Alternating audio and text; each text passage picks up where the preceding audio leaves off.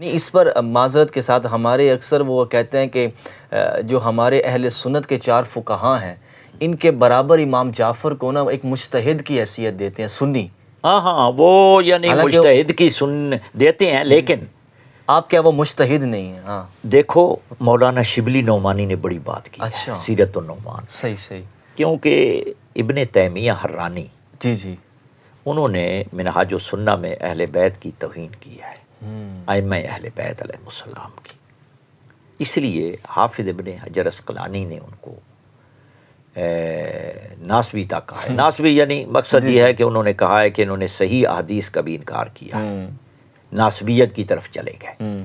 اور اکثر احناف نے مختلف یعنی مسالک کے علماء نے ائمہ اربعہ میں سے جی جی، مختلف علماء نے ان پر یعنی کفر کا فتویٰ بھی لگایا۔ 18 علماء نے تو کفر کا فتویٰ لگایا ہے صحیح، ابن تیمیہ جی پر، جی، صرف کہ اہل بیت پر تنقیص کیا۔ مولانا شبلی نعمانی سیرت النعمان میں لکھتے ہیں کہ انہی پر نقد کرتے ہوئے وہ کہتے ہیں کہ امام جعفر صادق علیہ السلام کی سے امام ابو حنیفہ کی کیا نسبت؟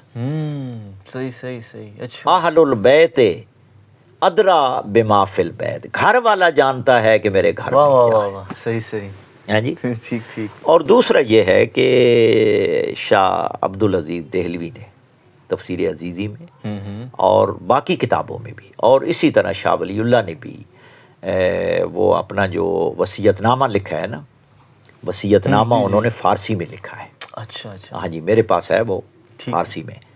تو سب نے لکھا ہے کہ ائمہ اہل بیت کا سلسلہ یہ ہے کہ یہ اپنے بعد دوسرے کو وصی بناتے ہیں۔ اچھا اچھا، ٹھیک ٹھیک، یہ سلسلہ امامت جو چلتا ہے، جب وہ یعنی وصی بناتا ہے تو ظاہر ہے اپنا علم بھی مستقل کرتا ہے، منتقل کرتا ہے۔ تو ائمہ اہل بیت کی طرف حضور اکرم صلی اللہ علیہ وآلہ وسلم کا کہنا کہ تم اگر ان سے تمسک کرو گے، ان کی اتباع کرو گے تو ہرگز گمراہ نہ ہو۔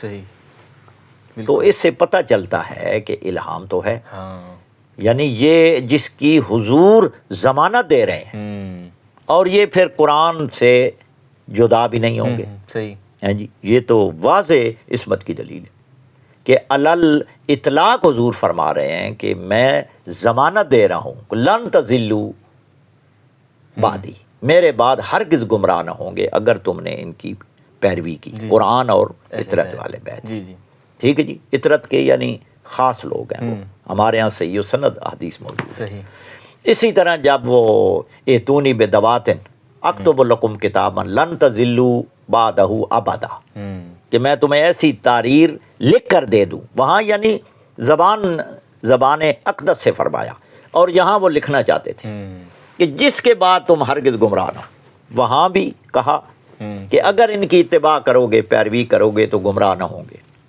صحیح، اور جو لکھنا چاہتے تھے وہاں بھی ضمانت دے رہے ہیں کہ ہمیشہ کے لیے میرے بعد تم گمراہی کی طرف نہیں جاؤ گے۔ تو یہ کوئی ایسی ہستیاں ہیں کہ جو گمراہی کی طرف نہیں جا سکتی۔ صحیح صحیح، اور وہی وہ یعنی ائمہ اہل بیت ہیں جن کی عظمت، رفعت، کمالات میں تمام مسلمانوں کے درمیان کوئی اختلاف نہیں۔ صحیح صحیح، ٹھیک ہے جی، تو یہ دلیل ہے یعنی کہ یہ جو بھی فرمائیں گے وہ بے عین ہی یعنی